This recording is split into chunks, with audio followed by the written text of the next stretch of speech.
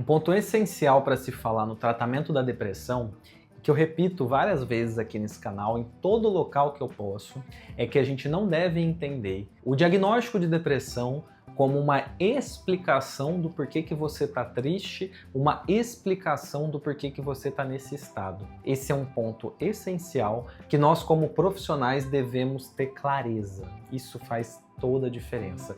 E eu vou explicar isso nesse vídeo, tá? Eu me chamo Manuel Vicente, sou médico psiquiatra e aqui eu falo para pensadores. Aqui eu falo para as pessoas que querem entender saúde mental fora dos checklists diagnosticadores. Então eu quero que você que está assistindo como profissional, como paciente, como curioso, eu quero que você consiga raciocinar, eu quero que você consiga pensar a respeito desse conteúdo. Eu não quero só te passar uma listinha para você decorar, isso aí não ajuda ninguém. A gente precisa realmente pensar e entender conceitos, e é isso que eu faço. Então vamos pensar sobre esse conceito do diagnóstico de depressão. Como que eu faço um diagnóstico de um transtorno depressivo? Eu observo a pessoa, ela chega para mim no consultório e ela começa a contar o que ela está sentindo.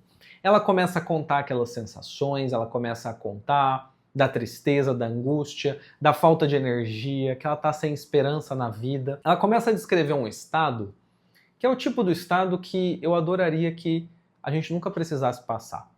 Eu adoraria que ninguém precisasse experimentar essa sensação de estar deprimido. Porque eu já acompanhei muitas pessoas e eu sei o tanto que é angustiante. É uma coisa muito complicada, mexe muito com a pessoa, acaba com a vida dela. A depressão ela tem essa característica que é meio absurda, que ela faz... Quando a pessoa está deprimida, ela perde a esperança. Câncer não faz ninguém perder a esperança, mas quando a pessoa está num quadro depressivo, ela perde a esperança. Não importa o que aconteça na vida, é sempre possível, teoricamente, manter a esperança, né? Mas nos quadros depressivos, até a esperança vai embora. A pessoa não vê o amanhã. E é por isso que ela pode começar a ter pensamentos de querer morrer, ter pensamentos de morte, esse tipo de coisa pode acontecer. E esse todo é o quadro depressivo. E ele tem uma característica que é muito complicada, que é como se ele fosse uma teia de aranha. Então você tem a tristeza, a perda do prazer, você não vai ver mais graça de sair de casa. Aí você sente um cansaço. Aí como você já está com cansaço, aí você não quer mesmo sair de casa. Aí você se isola dos seus amigos. Seus amigos que iam te dar força para você sair de casa já não vai mais, porque você não aguenta mais sair, que você está cansado. Aí você já fica triste porque acha que eles não gostam mais de você. Aí você sente que você não vale mais nada, que você é um inútil. Aí os sintomas eles começam a se retroalimentar. Esse é um estado de estabilidade que os sintomas podem causar.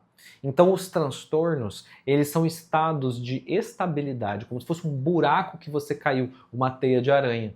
Você fica num estado e os sintomas, aquilo que está acontecendo com você, uma coisa vai alimentando a outra. Você não consegue interromper. Você fica preso. E aí isso que deixa a pessoa no estado crônico, recorrente, ela não consegue sair, aí ela precisa tomar remédio, ela precisa de tratamento, ela precisa ser ajudada, porque por ela própria ela ficou presa naquela rede estável. É uma rede que tem uma resistência para sair daquele estado. É uma forma da gente entender o conceito dos transtornos. São processos, elementos que se retroalimentam e deixam a pessoa presa em um ciclo autossustentável de sofrimento. Então esse é um ponto importante, é uma forma da gente ver. Porque o que isso quer dizer então? Além do fato de que um sintoma piora o outro, e se eu conseguir intervir em um, se eu fizer uma ativação comportamental e tirar a pessoa de casa, se ela começar a fazer as coisas dela, se ela começar a se movimentar, talvez tudo vai uma coisa resolvendo a outra, que nem um dominó, e ela consegue sair daquele estado de estar presa. Se eu consigo fazer isso, é ótimo. Agora, tem um ponto essencial nesse entendimento. A gente não pode confundir o diagnóstico, eu não posso confundir o diagnóstico do transtorno com uma explicação. O diagnóstico ele não é uma explicação do porquê que você ficou assim. Então, se você está triste, melancólico, sem sentido na vida, eu posso falar, olha, isso é um quadro depressivo. Isso é um diagnóstico sindrômico. É um diagnóstico descritivo, não é um diagnóstico explicativo. Então é como você chegar no médico, no pronto atendimento e falar: eu tô tossindo e espirrando. Aí o médico olha para você e fala: isso aqui parece que é tosse e espirro. Não faz nenhum sentido, né? Você ia ficar revoltado. Você não ia ficar revoltado se chegasse lá, tô tossindo, espirrando e com febre. Aí falar: isso é uma síndrome gripal. Você não ia ficar contente porque ninguém explicou o motivo de você estar assim. Por que você está com tosse, espirro e febre?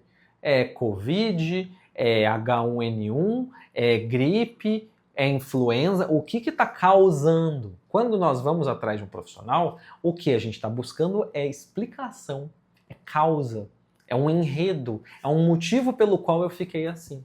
Porque a resposta e o tratamento de qualidade está onde? Está no sintoma? Está na manifestação do problema? Não. Está em resolver o problema, está em atrás da causa. E essa é uma distinção importante, porque eu posso estar em um quadro depressivo porque eu estou em um processo de luto. Eu posso estar em um quadro depressivo porque eu tenho um processo traumático que está sendo reativado na minha vida. Eu posso estar num estado depressivo porque eu tenho um transtorno bipolar. Perceba a sutileza dessa mudança. Ela parece que, nossa, mas qual que é a diferença de eu dizer que o diagnóstico é uma explicação, uma descrição? Não importa. Eu quero dizer que é depressão e dar o antidepressivo para a pessoa. Pois é, esse que é o grande problema. A gente hoje em dia tem tratado os diagnósticos sindromicamente na superficialidade e é por isso que as pessoas ficam cronificadas. Eu preciso ter, se eu sou profissional, se você é profissional, você está me ouvindo aqui agora, mas se você também é paciente, também está me ouvindo aqui agora, o que eu tenho que ter? Eu tenho que ter uma postura constante de investigação, eu tenho que ter uma postura constante de busca, eu tenho que estar o tempo inteiro pensando em possibilidades para poder mudar aquela situação. Quando você explica a situação pelo transtorno, você pode estar interrompendo um processo de investigação de causa. Então a causa é o que vai resolver. O que eu vejo? O que muita gente vê? Inclusive, comenta se você já viu isso. A pessoa vai no médico, vai no psiquiatra, inclusive, vai no médico geral, vai no clínico, fala os sintomas que ela está tendo, fala as sensações que ela se incomoda, e rapidinho ela sai de lá com antidepressivo, rapidinho ela sai de lá com remédio. Mas ela nunca fez um exame, nunca dosou hormônio tireoide, nunca dosou vitamina, nunca dosou ferro, nunca dosou nada. Ela nunca fez dosagem de nada, porque ninguém tentou perceber causas modificáveis naquele processo de adoecimento dela. É isso que aconteceu. Ela foi lá, chegou, falou, tô triste, tô mal, tô deprimida. Aí alguém viu e falou assim, isso é depressão. E já passou um remédio. Isso é interromper um processo de investigação. O processo de investigação clínica, ele passa por eu reconhecer os sintomas, reconhecer a síndrome. A síndrome é um conjunto de sinais e sintomas. Então, tristeza, falta de energia, insônia. Isso são sintomas. Eu reconheci os sintomas. Aí eu tenho que partir para uma explicação. E aí tem uma regra, por exemplo, clara, não pode dar diagnóstico de depressão para ninguém, de transtorno depressivo maior, se você não descartou transtorno bipolar. O transtorno bipolar é uma das maiores causas de depressão. Então, se você quer encontrar causa, se você entende que tem uma diferença entre o diagnóstico sindrômico e o diagnóstico explicativo, você percebe como que a investigação ela é contínua. Você percebe como que a pessoa pode ter um transtorno bipolar, ela pode ter uma deficiência de ferro, ela pode estar numa situação ruim no trabalho, ela pode estar infeliz, ela pode estar desconectada com os valores de vida, ela pode estar num momento em que ela está numa crise no casamento, ela pode estar na menopausa, e aí isso está parecendo depressão, mas é menopausa. Tem uma quantidade absurda de situações que acontecem com as pessoas que faz elas entrarem nesses processos ruminativos, negativos, depressivos. E o que você quer fazer é encontrar os elementos que levam a pessoa para esse precipício. A depressão é um buraco. Eu quero saber por que você caiu nesse buraco. E por que você caiu agora? E por que você caiu esse ano? Por que você fica caindo nesse buraco? O que está acontecendo? É o jeito que você pensa? É o jeito que você se comporta? O que é isso? Qual padrão que é esse? A gente entra numa postura investigativa e fica indignado, fica indignado, eu não vou falar a palavra, mas você sentiu a energia. Fica indignado quando você vê a pessoa que não melhora. Esse que é o ponto. É uma postura de investigação contínua que busca causa, que busca elementos que podem ser modificados. Se eu não busco elementos que podem ser modificados, eu vou levar a pessoa para um diagnóstico que vai dizer que ela vai ser doente para sempre. E ninguém merece receber um diagnóstico que vai dizer que ela é doente para sempre. Isso não é o tipo de diagnóstico que a gente quer. É verdade que existem algumas condições que não têm cura, que não têm resolução, que tem um caráter genético e que vai ser assim mesmo, sabe? Vai ser assim. Mas esses casos são incomuns. Esses casos não podem ser a maioria. E o que eu vejo hoje é uma quantidade de pessoas acreditando que elas são profundamente doentes, que elas sempre vão ser ansiosas, que elas sempre vão ser depressivas. E não é por aí. Não é por aí. Eu fiz um Reels esses dias lá no meu Instagram, eu publiquei ele privado, porque eu queria ver o que ia acontecer. Foi uma pergunta que me fizeram se eu era a favor da eutanásia, que é uma pessoa pedir para acabar com a própria vida, voluntária. Eutanásia voluntária. Me perguntaram, o que você acha da eutanásia voluntária? E eu falei que era um absurdo. É um absurdo a gente pensar em oferecer para as pessoas esse tipo de opção delas acabarem com a própria vida, sem que a gente ofereça possibilidades delas ficarem bem. Isso é um fim da civilização. E eu publiquei isso secreto, foi um Rio secreto que eu publiquei. E aí que um monte de gente falando que era a favor, sim, que tinha que ter essa possibilidade de você poder acabar com a própria vida porque você quer. Essas pessoas estão convencidas de que elas não têm solução. Elas foram convencidas que elas têm uma doença incurável. Elas foram convencidas que elas têm algo que não pode ser resolvido. Mas eu sei que essas pessoas não passaram por uma investigação profunda de fatores modificáveis, clínicos, biológicos, psiquiátricos, traumáticos, problemas, questões cognitivas, comportamentais, contextuais, sociais. Existe uma quantidade enorme de possibilidades para mudar de vida. E mudança de vida é algo possível, é algo que eu acredito, é algo que me faz respirar todo dia. É a possibilidade de melhorar, é a possibilidade de se desenvolver, é a possibilidade de ser cada vez melhor, é a possibilidade de construir um mundo melhor. E uma quantidade gigantesca de pessoas perderam a esperança que isso é possível. E elas perderam a esperança que isso é possível porque lá atrás alguém falou para elas que elas tinham um diagnóstico incurável. Isso é absurdo. É isso que ferra. É isso que prende a gente nessa lógica, e a gente olha para a quantidade de diagnósticos aumentando para as pessoas que não melhoram e a gente fica assim, ai, nossa, como é que pode? De onde que veio? Poxa vida, por que tá todo mundo assim doente? Por que ninguém melhora? Sabe? Não tem um estranhamento com a baixa eficácia dos tratamentos.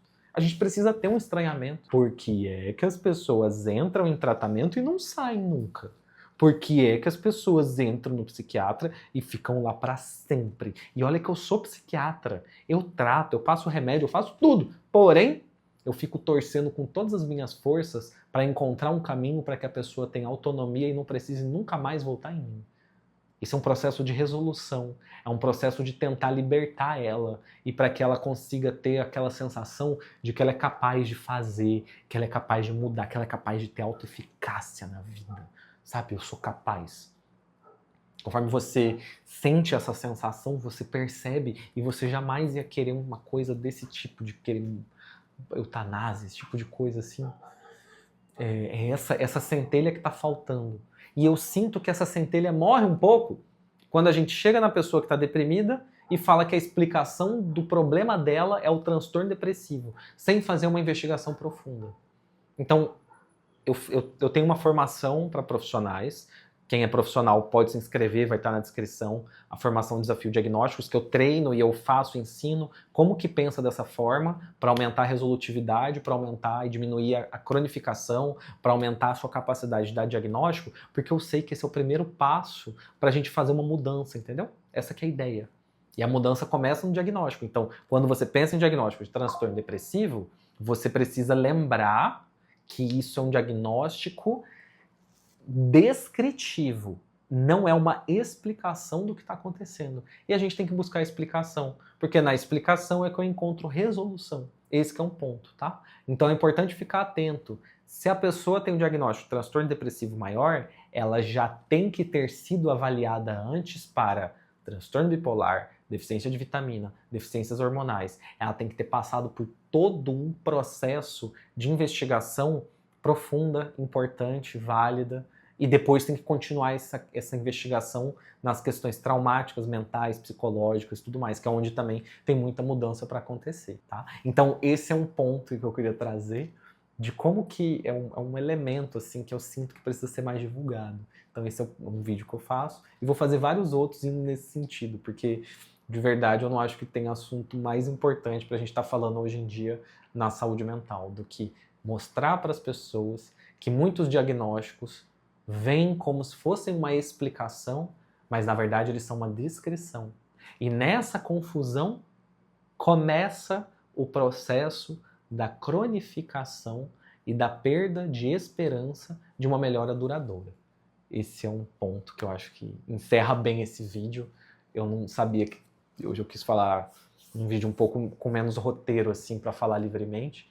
Não sabia exatamente de onde que ia parar essa conversa aqui, mas eu gostei. Tá? Inclusive, se você gostou também, se inscreva no canal. Se inscreva no canal, ativa o sininho pra gente ter mais conversas dessa forma, sabe? Conversas francas, assim, diretas, e que eu possa falar também com mais tempo do que eu tenho no Instagram, porque no Instagram é pouquinho tempo, aí não dá pra falar, aqui é bom, porque eu consigo falar, tá? Eu gosto. Aí eu gosto de falar com vocês. Então, se inscrevam, ativem o sininho e comentem e falem o que vocês acharam disso aqui, se fez sentido. Porque às vezes eu começo a falar tanta coisa, assim, começo a juntar informação, papapá, e faço assim, nossa, onde que ele tá indo? O que história que é essa? Do nada, não, eu acho que faz sentido. Eu acho que faz sentido, eu acho que é bom pensar assim, é otimista pensar assim, traz mais energia pra gente, traz mais motivação, e efetivamente é o que vai mudar. A gente não quer mudar o cenário? A gente quer mudar a saúde mental? Eu quero. Quem tá comigo? Sabe? Essa que é a pegada. Então venham comigo nessa, embarquem nessa, porque vai ser fenomenal a gente conseguir estruturar bem o raciocínio clínico e o conhecimento da saúde mental. Isso vai ser uma grande revolução para todo mundo, tá? Ficamos por aqui com esse vídeo. Até a próxima. Tchau, tchau.